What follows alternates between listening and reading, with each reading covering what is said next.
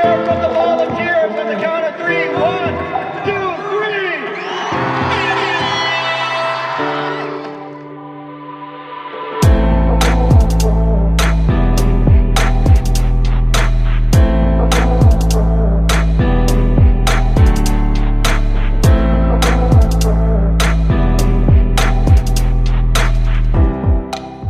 I think part of the discipline, the way that I would see it, is that you're ensuring you're taking care of yourself by way of the discipline, right? So there's a self-care element to it that I think a lot of us forget, at least from my experiences. I was so far like I wanted to keep everybody happy. So I would spend all of my time trying to juggle the balls of keeping this person happy, this person happy, this person happy. And then I wasn't happy myself.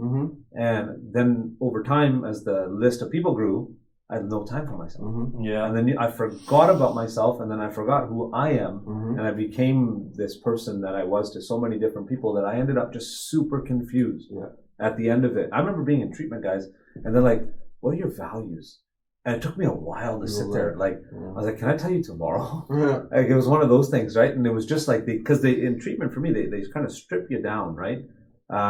And try to come up with what are your core values, and then try to rebuild you back up. And like any sort of form of counseling. And I just, for the life of me, could not tell these people, or myself more importantly, who I am. And that's the scariest part, right? And then it's just, since then, it's been this beautiful evolution in that respect. And like a huge part of me for my mental health, guys, has been being able to go to the gym, and not just for the perspective of trying to look good. It really does change my mental health. Like it's given me so much more happiness. I think we get lost in society's, not expectations, but sometimes stereotypes. And when I talk stereotypes, I like to speak on masculinity in the Punjabi Indian community. Okay. What does it mean? Okay. Yeah. So the We working got out, the working on that. the working out part, the working Yeah. out part, or like the kabaddi tournaments and blah blah blah, like those big guys. So we see that as being super masculine. That's kind of what you and I were going after when we wanted to be big. We wanted to be like those big brown guys that we saw, because that was masculine.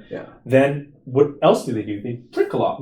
And they party. And they drink profusely. So that, and they're proud of that. That's the crazy part. They're proud. They're like, last night we like, killed a 60. Or whatever. And it's like, okay. So then as a kid growing up, a young kid, 18 years old, you see these guys in their mid-20s and 30s, and they're talking about how they didn't go to sleep for the last 2-3 days, and they're so happy about it, and how they finished all this alcohol. You're like, oh, okay. So that's what's expected of me. That must be. I'm going to go Friday in the morning, meet this guy, we're going to work out, we're going to get real big, and then we're going to go at nighttime, and we're going to destroy it all. Destroy it all and drain it, because that's what we feel is expected of us, right? 100%. And in the household, and a lot of the times, I've been doing a lot of academic reading on the drinking part in our community. And every single research study always talks about, there's generally people in the family, or even women, that are like, Chal fir ki hoya kaam karda.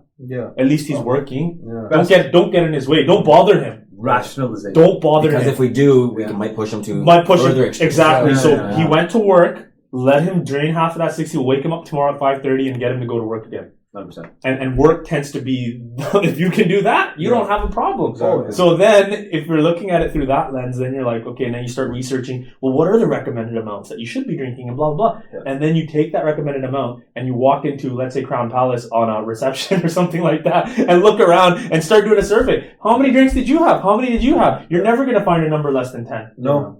100%. And then people don't look at it as units, they think it's drinks. Drinks, units. Exactly. And you look at almost 90% of people I know are borderline alcoholics. Exactly. And they don't realize that. And you try telling them, and not that I'm holier than thou, like, I don't drink that much, just personally, right, because of my health. But I remember being that kid who also was trying to achieve the ability to drink a 2-6 by myself.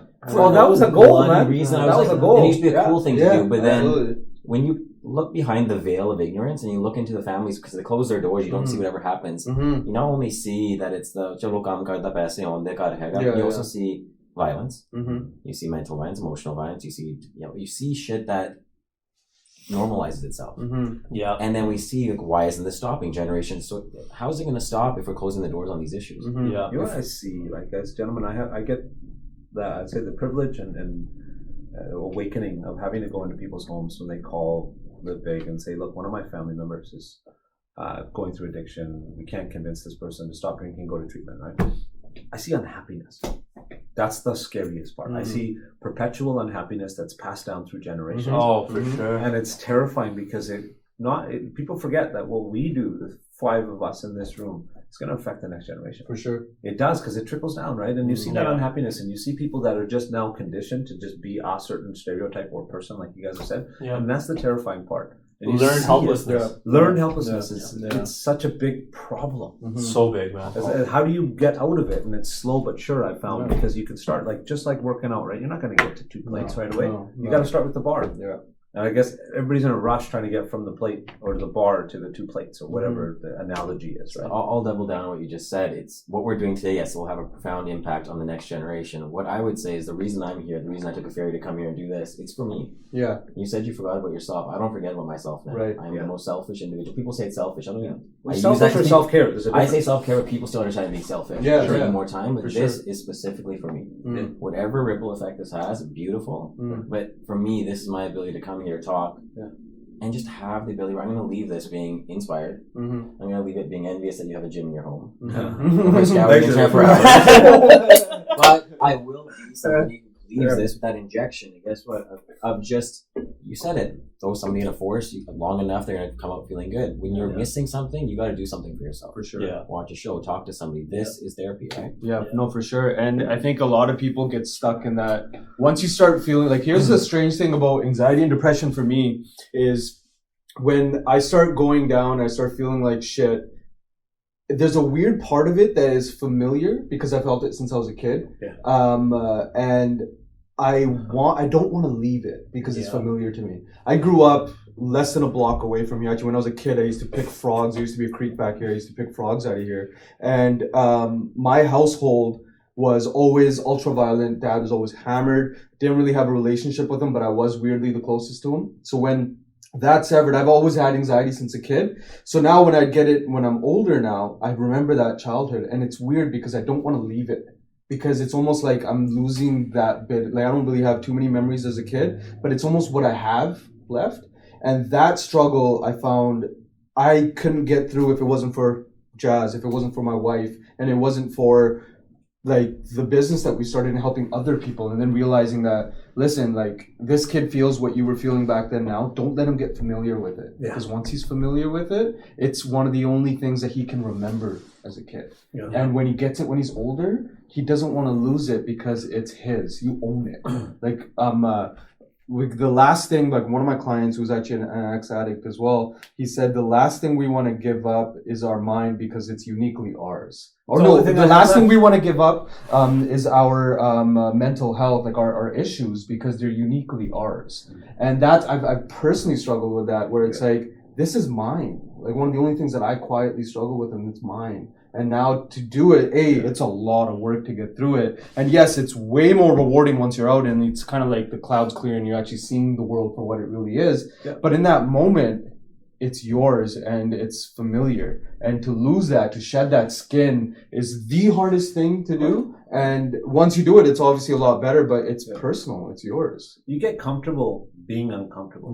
And then there's a new normal. And that's the scariest part, is that you get so comfortable, at least for me, I'll speak just for myself, right? I was so comfortable in the chaos. Because the chaos is what fueled me to keep going, right? And then I got used to it, and there was nothing else that I knew anymore. So that's the scary part, right? Is that we get comfortable within that. Neurons that fire together wire together. So the reason why you guys are having these thoughts, when Dr. Joe Dispenza talks about it, he's a neuroscientist, and basically what happens is since you were a kid, you had a track, like a neural track of things that would fire off. And you would be in that moment and your dad's doing whatever else and that firing starts going, right? It was firing so much, it just imprinted itself. The thoughts imprinted really strongly within you. And so now when your body's trying to shed that, you're trying to prune those neural pathways away and you're trying to grow new ones. Ones of love, ones of acceptance and all that. But your body is having difficulty giving that up. Because how do you give away 30 years of that to take on something new, right? It's like basically taking a computer and ripping out all the software and putting in new software. It's going to be difficult to do, right? And that's what we're finding with a lot of people. I mean, with a lot of the women that are depressed in our communities and people like that. I mean, we find it with our moms, like just the way they think. Especially during times like this, like, you know, it's always just worry, and that's the way they keep wiring themselves, and that's what they keep putting out, and those are the frequencies that they're living in, right? So one of my mentors has taught me to live in the middle. Okay, so of any emotion, let's call it, let's use trust as an example, right? And he says, look, there's a spectrum. There's distrust. There's trust. He goes, try to be in the middle of both. People should have to earn your trust, but people should also have to earn your distrust. So if you're in the middle of your emotions, there's congruency there. So just like you said about people in during current times in COVID and the pessimism, let's call it. It's almost like we're starting from the spectrum on the left, which is the distrust side. And it's like not focusing on trying to be in the middle so that you're emotionally stable and you have that emotional intelligence to stay in the middle. So it's one of those things where it's like we're almost learned, we've been taught from experiences when we were younger, or perhaps the neurons and the way that they're wired, just to be sort of looking at it from that one perspective as opposed to try to just, you don't have to get all the way to the other side. Just be in the damn middle.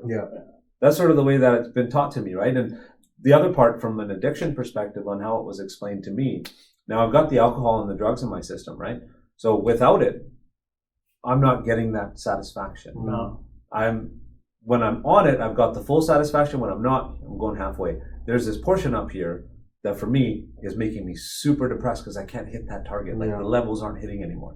So you got to wait. And to answer, at least for me from counseling, has been answer to try to get to that next part where you can lower the levels down is time. Time and yourself and self-care. And I think we don't make enough time for ourselves, but we will work 13, 14, 15 hours a day. We don't need to work 13, 14, 15 hours a day. You can get up a little bit earlier. You can go to the gym when you want. You can go for a walk outside. Like there's so much that we can do that I feel like we stop ourselves from doing. And it's like that one little block and then it just feels like it explodes, right? So like how do you guys, like what do you guys do when you talk to people about sort of overcoming that first hurdle of getting in? Like does that come up for you guys? Yeah, I mean, in terms of just their physical stuff or even just whatever reason they come in for, it's setting like micro goals, right? So you have something that you're working towards. And then a lot of people, they're hypercritical of themselves. So just making them aware of the successes along the way, right? So highlight what they need to work on, but never call it a negative, but show them the successes, right? You weren't able to even do a body weight squat. Now you're doing it with this much. So there's just like slow, light milestones along the way until you achieve a bigger milestone. Celebrate your successes. A lot of people have a big problem with that because it's like, oh no, I'm not at this, you know, this thing that I've set out for myself, or that my neighbor's doing this and I'm not able to do this. So it's not, but no, it's our job to make you celebrate the successes and then work on the mishaps, right? I think that's for sure. Like especially in the rehab realm, like people come to me originally and they're saying, okay, I got a 7 out of 10 in pain. It's like, okay. So then after about a few weeks okay, well, where are you at now? Oh, I'm still at about a 5 or 6. But the thing is they're concentrating just on that pain review, the subjective review of pain, and because that's not gone down, they don't necessarily think that they're successful. But then you got to let them know, hey, well, how much were you side bridging when you started? Oh, I could barely do 10 seconds. How much you do now? I can do 40. Oh, okay. Well, I can. Well, what about the carries? Well, I can only do 10. But what about now? I can do 20. So you forgot about that. Just go, oh yeah, that's right. So these benchmarks that we use to measure success, if you don't have guidance, you're going to miss out on a lot of the benchmarks that you made along the way because your focus has been on that one thing. It's been on that Cosmo magazine title or whatever it was. You're waiting for that, you know, the thing NGT to come around to show you that you've lost the 4 inches or whatever it is, right? That's what we still call it that. I just call back memories. Right? Kids will say it, like, Daddy, aren't you taking it? Exactly. So once you take that the attention off of that thing, off of those things, and you show the other. And then they're like, okay, all right, now I'm kind of good. And just kind of showing them, I find is the biggest thing. Awareness, the awareness around those things, the awareness of you weren't able to do this yesterday. You weren't able to walk for this long. You weren't able to take part in this exercise or whatever else. Don't be so fixated on the pain, right? And generally it can be that's what they're fixated on because it is an ICBC claim. And, you know, and then they have to go to these doctors and, you know, they have to be congruent with what they're telling people. And so they're kind of scared in that sense as well. So, For you, what was it that, like a lot of people I find, like their moms will bring the kid in to ask for the help, but the kid never wants to help himself. What was it in you that prompted you to seek help when you originally got out? Like, what pushed you out to? My family had done a bunch of interventions on me, and I thought they were nuts. I'm like, I'm a lawyer. I've got the Mercedes outside. I live in this big house. You know, I got some money in my bank account. So I thought they were nuts. When they came to me and said that, hey, we think you have a problem and you should do something about it, I lashed out. Absolutely exploded. How dare you guys say that I have a problem? You guys have a problem. This is normal, is what I would tell myself in my mind, that I'm doing this and I deserve to be able to do this. It's the fallacy of falling within, like, co-signing my own bullshit. Yeah. Is really what it became. Honestly, the moment for me was when I went to Toronto for my best friend passed away in 2007 in a motorcycle accident while we were in Australia. His father passed away in 2017. I went for the funeral in Toronto. I came back, wife, kids gone. Came back to the empty house. I remember getting to that place because on March 2nd, 2017, I tried to end my life, right? Oh, shit. And I remember sitting, and I was in the hotel, cross over the balcony. I'm leaning off the balcony, holding on like this. And I see my kids' images in my mind, right? And something made me come back over. And I sat down on the air conditioner, and guys, within minutes, my best friend and my brother-in-law had a security guard kick the door down at the hotel. I had no idea how they found me, not the slightest clue. Obviously now I know they found me through credit card statements, but they saved my life, and something clicked in my mind that, shit, somebody saved you. And I felt this really amazing connection to my father and my friend. And it was like something happened. They're both Sunils, which is such another story. Oh, shit, no. My dad's name's Sunil, best friend's name was Sunil. Both of them have a profound effect in my life. And I felt this connection. I saw a little bit of light at the end of the tunnel. Like, it was really far away. And then from there, I was like, I admitted to myself, I've got a significant problem, right? And I accepted the help, went to treatment. And then through treatment, I started to get through that. And then after treatment, guys, like on the day I left treatment, I lost my job on the ferry on the way home. So I turned my cell phone on, my phone wipes. And I used that. I'm trying to be able to call home to tell my family, hey, I'm going to be at the ferry at X time. And when I turn the phone on, I'm at the ferry terminal to connect to Wi-Fi, it just wipes. I get on the ferry, I ask the chief steward for the phone, I call my former employer, and I'm told, I can't go back. And a lot of bad things have happened, and I completely understand why I was let go. Yeah. But I remember just thinking, oh my God, I'm not going to go back to my same life. So hold on, you're coming back from treatment, you're feeling good about yourself, everything's finally, you're working on the right things, and then how do you deal with that? Lots of help from other people. Yeah. So like what I see about Fit Nation, what I see about what we do, strength in numbers. I immersed myself in support programs. That must have been the hardest, not to just fall right back in. I mean, the house of cards is falling down. After, when I'm on the ferry and after the phone call, I'm standing outside on the deck of the ferry. I've got 2 large suitcases with me, right? And I'm crying, just staring at the water. A guy who, I still don't know his name, never seen him again since then, came up, you okay? I was like, no, man. And he goes, coming from treatment? Yeah, man. Oh, shit. And he goes, I'm in recovery too. Oh, wow. Put his arm around me. We didn't even talk. We just sat there, stood there. He walked me to my wife and the kids after we got off the ferry, and he disappeared. I've never seen him since. It's divine intervention, man. There's these little moments in my life that keep happening. And we were talking about this on the phone this morning. I wake up excited every morning, guys. Like, it's that feeling of like almost being a kid again, that there's almost this something. I'm not expecting the shoe to drop every day anymore. Yeah. Like, I would wake up for so long in my life where I was just waiting for the next negative thing to happen. And you was expecting it at that point, right? And now not anymore. Wow. I wake up just feeling free. And it's because of things like discipline and self-care and speaking about things like you guys have just talked about, and we didn't get a chance to touch on this, like relationship with your father as a kid. Thank you for sharing that. Yeah. Depression, anxiety. Thank you for sharing that. Your research on alcoholism and things like that. Thank you for sharing that. Your invisible disability that you've been talking about. We didn't get to flesh into. Like, this is real shit we're talking about. And I find when we talk about it, it loses its power. So for me, I don't know if I answered your question. No, you did. I forgot if I even. You actually answered a few others that I had. So just to give you context, I know not to go back into that, but just give you context on why I am here today when you said you want to come and why I would do anything if you asked me to do it. It's because what you went through, you say strength in numbers, you went through something in a profession that's very big but very small. So when he went through it, we all knew what was happening. Oh, sure. Every sort of person in our industry, even though I was way younger, you hear about it. So strength in numbers has a very positive effect, but can also have an extremely negative effect where you're ostracized by the community that once accepted you. Oh, so shit. I never thought of it like that. The bar, the profession, right? Yeah. Reclaiming something that people took away from you and having this stigma that follows you and the strength that I can't imagine. Yeah. Because I remember when we met, I was like, oh, you're that. When I first met him, I was like, oh, that's you. Yeah. Because it's already, I was like, and you're like, But I had biases. I've judged him before I met him, and I was like, but how far am I away from being in the exact same position? It's a thin line. Very thin line, and you're like, if he didn't talk about it, how would anyone know about this happening? For sure. So I just applaud you daily. I feel like you have a comeback story that rivals the Cavaliers coming back from the 3-1. I swear it goes Summit and then like was it 2016 Cavs? I was sick and tired of other people telling my story. Yeah, I'm not gonna let anyone else tell my story. Here's the thing. You know what I felt when you were talking about like everybody knew. It's one of those things. It's a club. Wall Street lawyers. Hey, we know this stuff goes on. We don't talk about it. Yeah. And you don't talk about it. Yeah. And you don't go out and talk about it. Yeah. Right? So it was almost self-perpetuating. So when that happened and everybody found out, it was kind of like a few guys going like this, like, what? Right? Like, are they going to find out about it? And so it was like, it was a secrecy. Yeah. Right? Like Wall Street.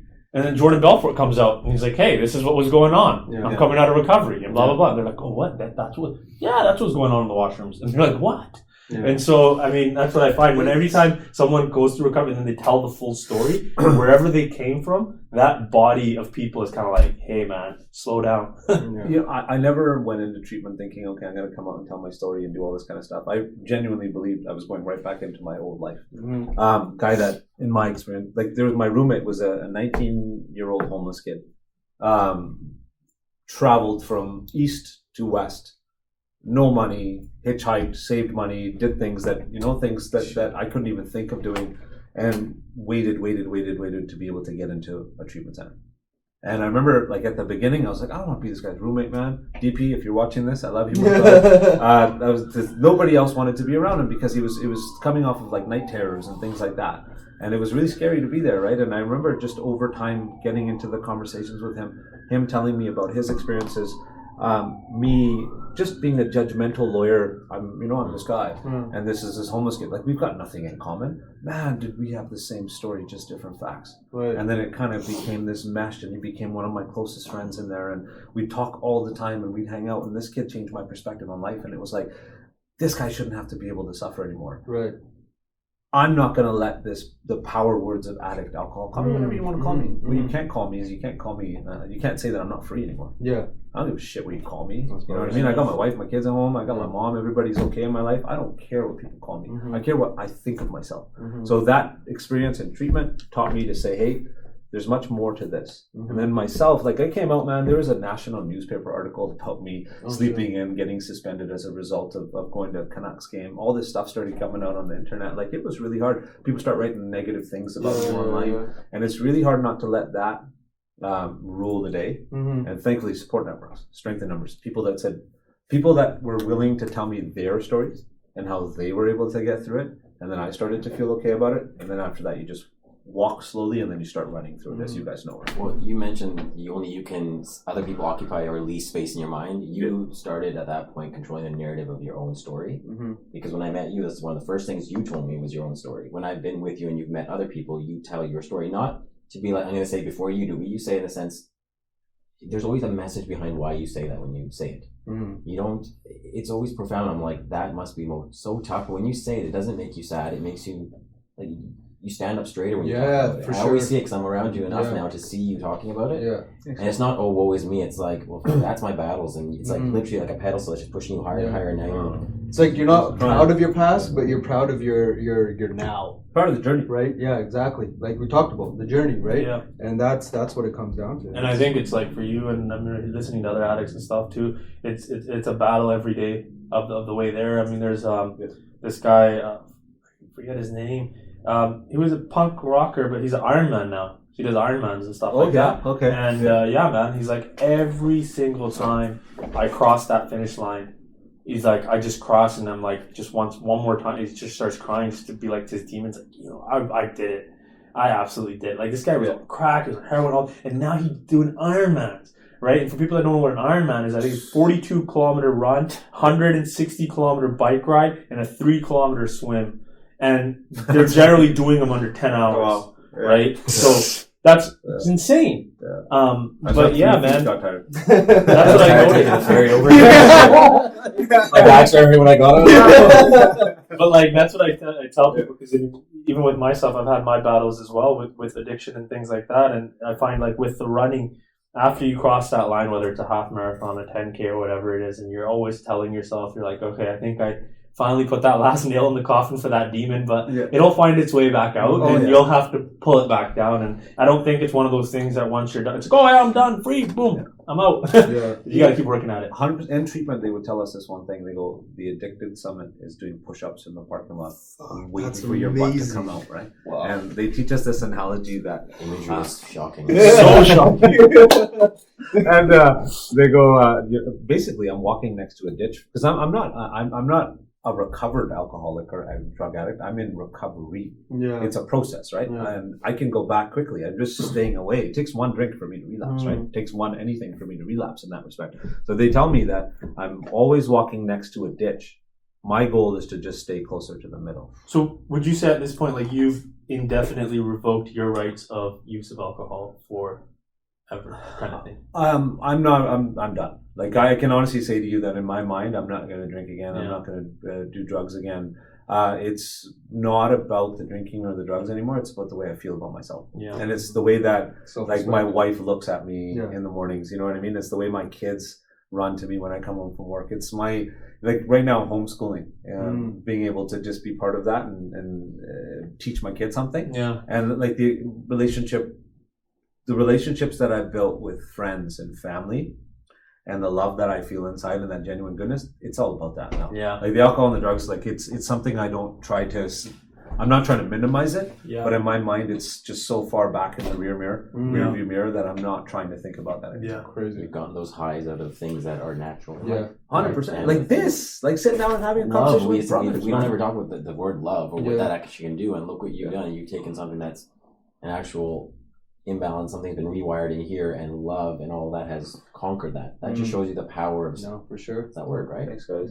It's just the daily progress, right? Yeah, and it's this beautiful thing. So I think like with it's a substance, it's legal, and people are allowed to use it. But guess what? Some people will misuse it. If you're someone that misuses it, you just revoke the right that you have to have that substance because you know it doesn't work for you, and you know you're just not the best version of yourself. And because I think I remember Brad Pitt or someone came out recently and said, "I've just revoked my own right to have it." Because I realize that I'm not the best or whatever it is. But then some addicts will go clean 10 years and then after they come back and they're okay to have a drink or two or whatever it is, right? So that's why I asked. It's your own journey, right? Like it's everyone's own path, right? So whatever, there's no like, this is what recovery is for everybody, right? It's different for everybody. 100%. And so where you just said, I don't want to go on the words, you said, I revoked. You took the power of I. You still own it. Revoked it, not someone's hiding it. Someone took it from liquor you. Stores all closed down and you're driving only on roads that don't have liquor stores. No. You personally took a choice and that's what everybody does. But I think, not a segue again, but just into what you guys do with, Fit Nation, it's a lifelong journey that anyone who walks through that door, it's an addiction in a different sense. For sure. Yeah. Where I know that you're saying there's that ditch. I just know my sanity. Yeah. If I don't get into a gym in a certain period of time, it's really close to going the other way. Okay. Right? And I always say, and that's why I always laugh, and I've met many gym owners, but I've never met people who actually have a philosophy behind why they do it, other than the financial. So for me, what I've actually just learned in this conversation is there's a lot more respect I will give to people when I walk in and not just assume it's a business. Because I really never, ever have spoken to anybody. Oh, really? No, never. I've never taken the time to. Or maybe they never took the time to. Yeah. No, definitely. It just was, amazing. I didn't know, so... Just from my end of things, thank you for exposing that because it will change my appreciation of something I consider to be my religion. Yeah, 100%. Yeah, because with us we don't abide by we're a fitness organization. We don't abide by we're a rehab organization.